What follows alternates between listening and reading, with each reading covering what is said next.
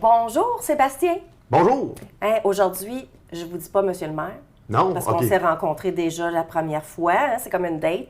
Première, on est dans vous. Puis après ça, là, on est au-dessus. Donc, on est comme ça aujourd'hui. Alors, hier, on a eu un conseil de la ville. Ça a-tu bien été? Yes. Oui, ça a bien été. C'est vraiment pas un conseil qui avait beaucoup de matériel ou de matière, mais OK. on a eu nos citoyens qui viennent à toutes les fois là, pour nous poser des Ouais. questions. Ça, c'est toujours bien intéressant. Bon. Alors, un petit conseil tranquille. Bon, est-ce qu'il y a beaucoup de monde qui assiste à ces conseils-là? Ça dépend des sujets. Je OK. vous dirais qu'on a nos habitués, là, qui sont OK. 2 à 4 citoyens qui viennent de façon religieuse. OK.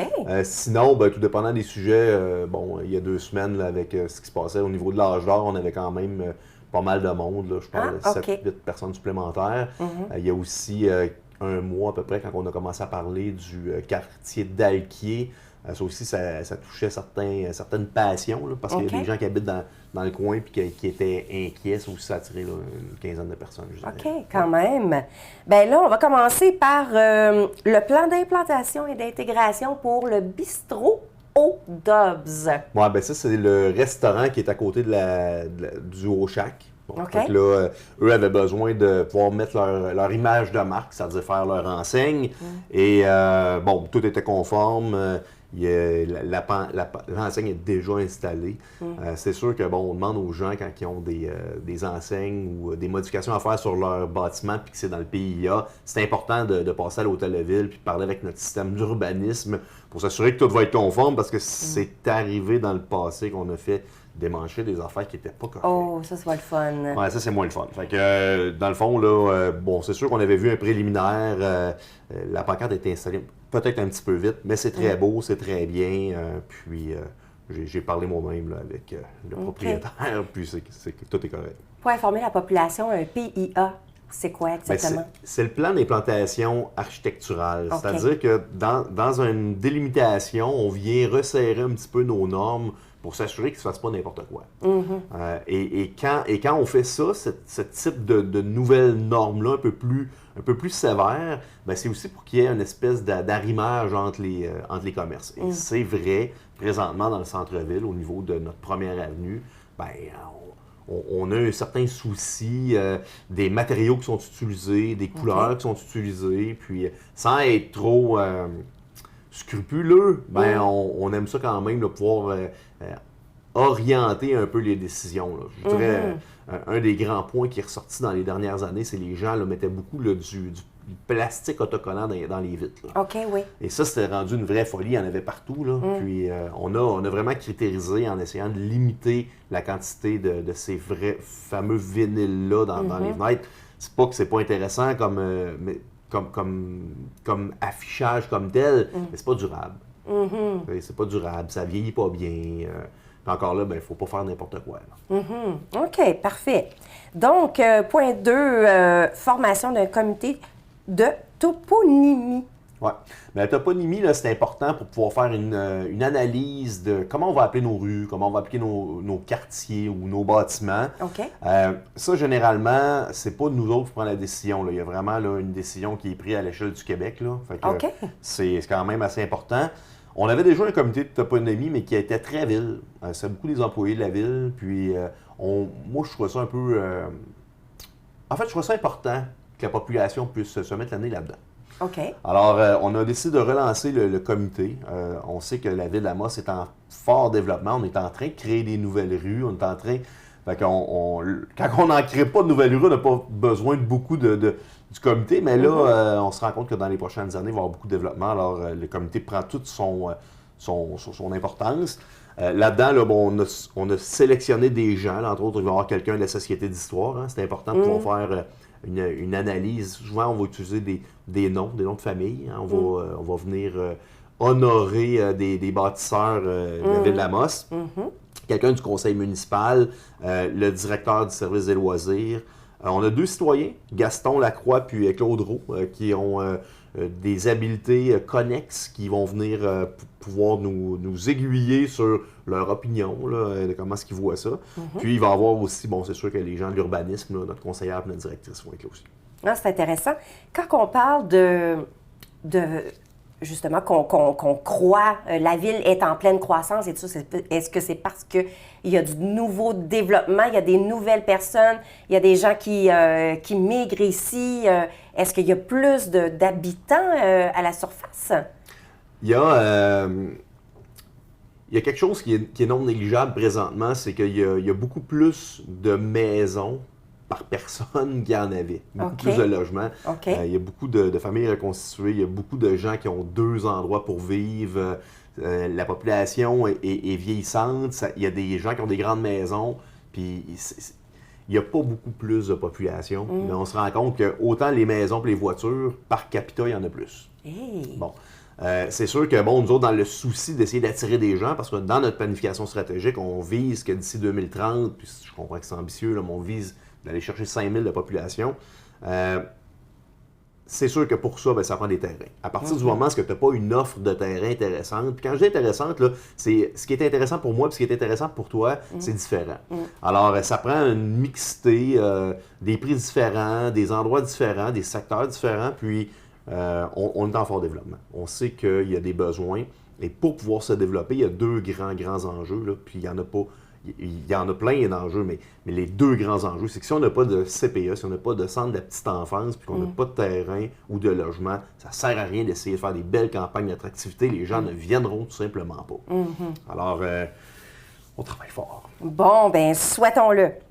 Maintenant, une demande d'aide financière dans le cadre du programme d'aide financière pour la formation des pompiers. Oui, mais c'est important d'en glisser un mot parce que, bon, nous, on a notre caserne, on a notre réseau de pompiers. On est dans un groupe des 7 avec d'autres municipalités là, de la MRC. Puis on fournit aussi les services en sous-traitance ou à contrat pour d'autres municipalités. Bref, juste pour vous dire à quel point que ça coûte cher en formation, il faut aller chercher des subventions, puis à quel point que c'est énergivore en heure. Écoutez, on va former 6 pompiers pied P1, 5 P2, on fait 9 opérateurs d'autopompe, 15 pompiers qui vont faire les pinces de désincarcération, les matières dangereuses, les conduites préventives. Écoutez, c'est une panoplie de formations, juste pour vous dire à quel point que notre brigade, on s'assure d'avoir des équipements de qualité en ordre, puis on s'assure aussi que nos pompiers, même s'il y a un bon roulement personnel, on s'assure que tout le monde soit bien formé. C'est bon parce que c'est quand même la sécurité de la population qui est en jeu. Hein? Oui. Excellent. Et encore au niveau du financement maintenant, du financement par le fonds de roulement pour de l'équipement pour le théâtre des Esquerres. Oui, bien tu sais, il y a quelques années, on a refait tout le théâtre des Esquerres, hein, extérieur, intérieur, on l'a mis au goût du jour. On avait besoin de certains petits équipements, là, des tables et des chariots pour 10 200. Ce qu'on se rend compte, c'est quand on est en formule cabaret, les tables sont grandes un peu. En mettant des plus petites tables, les gens vont être un petit peu plus proches. Ça n'enlèvera rien, puis ça va rajouter des personnes assises, donc plus d'ambiance. Kit mobile et coffre pour 5 700 $. Il y avait du matériel qui était au Vieux Palais qu'on voulait récupérer. Des poteaux de séparation pour 1 200 $, puis des équipements audiovisuels là, pour 9 700 $. OK. Et encore dans le fonds de roulement, acquisition d'un séchoir à habits et boyaux. Eh oui. Je le disais tantôt, hein, on s'assure toujours d'avoir des équipements à fine pointe de technologie. Puis à notre caserne, on avait vraiment besoin de séchoirs à linge, puis des nouveaux boyaux. Alors c'est 16 237. OK, parfait. Maintenant, un mandat à la firme Rousseau-Lefebvre. Bon, ça ici, là, on parle du parc industriel. Le parc industriel, on a fait la phase 1, on a 7 terrains de disponibles. C'est des terrains qui sont plus loin du milieu urbain, des terrains qui sont un petit peu plus grands. Pour la phase 2, on se rapproche un peu de notre résidentiel, puis on veut faire un parc industriel, pas un parc industriel lourd, on veut faire un parc industriel qui va être intéressant, des plus petits terrains, un milieu de vie qui va être cool, qui va nous permettre le développement durable, des arbres, des placettes. On souhaite un jour potentiellement que la piste cyclable puisse ceinturer le parc industriel. Bref, la phase 2, pour nous, c'est elle qui va venir jointer la phase 1 au niveau de la rue principale. Plus pas la rue principale le nom, mais tout le monde comprend. Et on va en même temps refaire la rue du Moulin qui passe à côté de la coop GAOS. OK. Cette firme-là va nous aider là, à développer cette espèce de phase qui va être plus considéré comme une phase innovante. Ils ont fait l'écoparc de Saint-Eustache, ils ont fait l'idéation d'un parc industriel à Laval, à l'Assomption Sud. Ils ont gagné des prix. Nous, on va faire du travail avec eux, on va leur dire vers où on veut s'en aller, puis ils vont nous donner un coup de main là-dedans. On parle de 19 300. On ne veut pas manquer notre coup. Ça coûte cher à faire des projets comme ceux-là, mais on veut s'assurer qu'on va être à la fine pointe de technologie, puis qu'on va vraiment créer un milieu de vie pour nos entrepreneurs. On est allé chercher une firme très spécialisée dans ce domaine-là. Exact. Et dernier point, statistique de la construction au 30 septembre. Oui, bien là, il y a un ralentissement. Hein. On l'avait vu, on l'avait mentionné à quelques reprises. 31 permis pour le dernier mois comparé à 59 l'année passée. On parle de 500 000 en valeur de permis plutôt que 5,5 millions. Bon, il y a deux bonnes raisons à ça. La première, c'est qu'en 2021, Matériaux Blanchette avait fait un permis de 2,5 millions pour faire une usine de rabotage. Donc ça, c'était non négligeable. C'est pas des affaires qu'on fait toutes les années.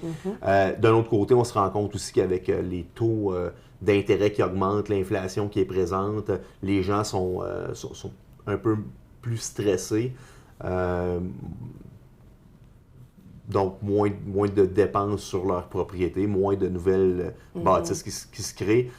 Moi, je pense que c'est temporaire. Je pense pas que l'Abitibi-Témiscamingue et surtout pas Amos va vivre une situation très de récession. Ça pourrait arriver que le Québec vive une certaine forme de récession, mais nous autres, on est chanceux parce qu'on est plein d'emploi, puis l'économie va extrêmement bien. Je pense que ça va être rassurant dans le futur. Par contre, c'est sûr qu'on voit là, que par rapport à l'année passée, là, il y a un ralentissement là, dans les c'est un peu normal, hein? C'est post-pandémique, donc on commence tranquillement à se sortir de cet aspect-là, mais il y a encore une petite peur qui est là, que les gens ont. Qu'est-ce qui va se passer là? Donc, et contrairement à ce qu'on aurait pu penser, l'année passée, même si on était en pandémie, les gens en ont profité pour faire des rénovations. Ils n'ont pas construit des nouvelles maisons, ils n'ont pas construit des grands commerces, mais il y a eu beaucoup de rénovations résidentielles. Mais c'est la construction qui a ralenti un peu. Oui. Bien, merci beaucoup. Ça fait le tour du conseil d'hier. Alors, je vous souhaite une belle journée. Puis nous, bien, on se voit dans 2 semaines. 3 semaines. 3 semaines? Ben oui, on est dans un mois de 5 semaines, donc pas de caucus la semaine prochaine, on repousse d'une semaine. Bon, ben voilà. Dans 3 semaines, tout le monde. Merci. Au revoir.